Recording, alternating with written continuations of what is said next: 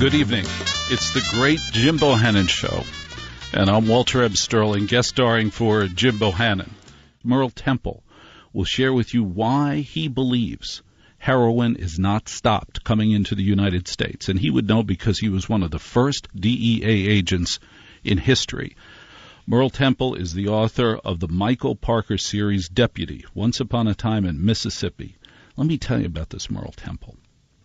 Merle Temple has written novels as fiction, but he is drawn from his own experience as a deputy sheriff.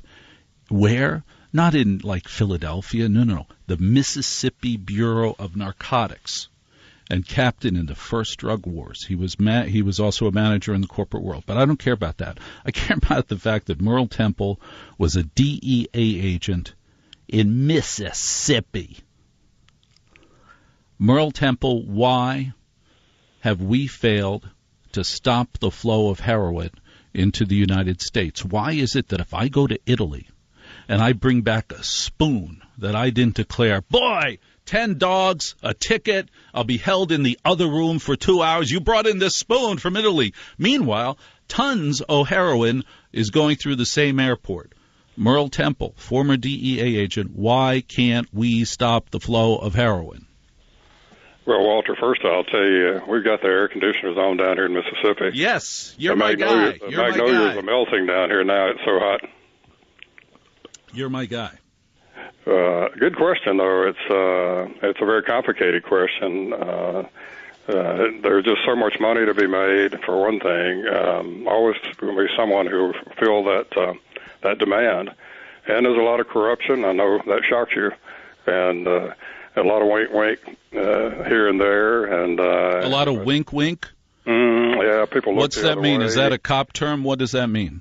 It means you just kind of look the other way, and it's very, very, very complicated. Merle, as we used to say, it's like trying to dam up the Mississippi River with a shovel. Merle, I don't think for 1 second that Merle Temple thinks it's complicated. You're not a complicated guy. I want you to tell me why, in your opinion, we cannot stop the flow of heroin into the great United States. Well, it's always a matter of will, and just how far you're willing to intrude on civil liberties to do it. I mean, if you wanted to just suspend the Bill of Rights, I suppose you could stop it tomorrow, or most of it. But we live in a free country, and that's part of that too. And then there's relationships that our government has with other countries. Tell me about that. Tell me about that. About the relationships with other countries? Yes, that is making it impossible for us to stop the flow of heroin.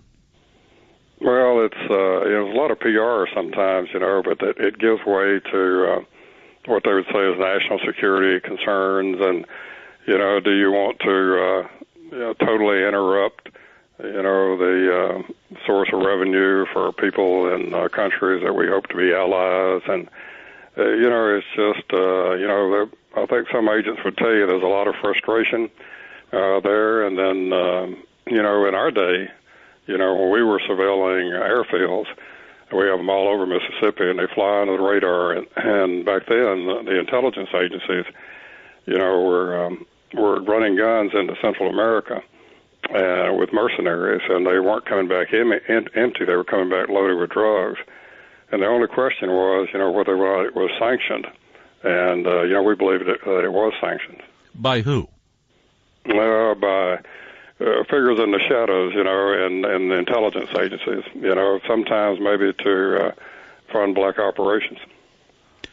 You're saying that the U.S. government looked the other way about heroin runs to fund black operations.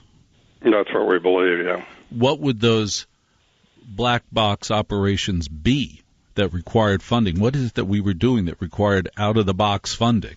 Well, probably, missions, funding, people that maybe the Congress wasn't willing to fund through normal channels, and, the deep state, as they now call it, was looking for revenue, for funding. But you still haven't told me what the acts were that needed to be funded. What is it that we had to fund? What were we doing? What were we doing? Oh, sometimes, as simple as, arming what we might call freedom fighters, that there was no enabling legislation to do that. And, it was the big, back in those days, it was the big chess game against the Soviets. All right, Merle Temple, you're a fantastic storyteller. Coming up in just seconds, Merle Temple is going to tell us the story about how he was almost buried alive. I'm Walter Sterling for Jim Bohannon on Westwood One. Merle Temple, when you were a DEA agent, you were almost killed and buried alive. Tell me that story. Yeah, well, I was working solo undercover in the 70s, and no one knew where I was, and a heroin deal went bad late one night.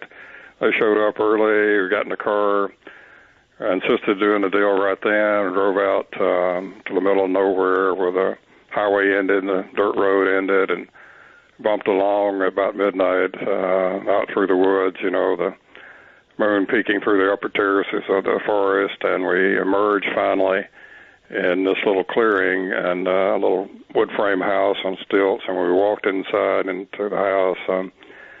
One pulled a pistol and put it in my forehead, another put a shotgun in my stomach, and they had decided they were just going to kill me and take my money and keep their heroin.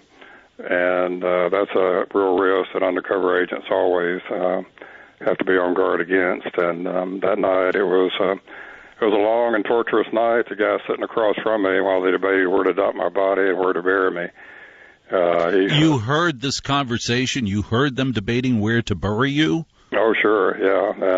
And while he sat across from me, while the other one held a pistol on me, he took out double-edged Gillette razor blades. He bit them in two. He chewed them. He swallowed them. It sounds almost unbelievable, but it was true. And then when he smiled at me, in my horror watching this, the blood bubbled up at each corner of his mouth and ran down on his throat and oozed between his teeth. And he put his fingers in the back of his mouth, and he pulled out a handful of blood and said, "Want some?" Merle Temple, you are also a great novelist. Please share with us the title of the latest Merle Temple novel. Well, I will say the Ghostly Shade of Pale is the most well-known book, and that's in the Bureau of Narcotics days, and I can find those on Amazon. We just signed a deal, Walter, with XG Productions out of Hollywood, connected with my friends at Criminal Minds, and they're going to pitch it for a TV series, and they're searching for investors right now to do that. Merle Temple, one of the first DEA agents, one of the great heroes of America. Thanks very much for being on the Great Jim Bohannon Show on Westwood One with Walter M. Sterling.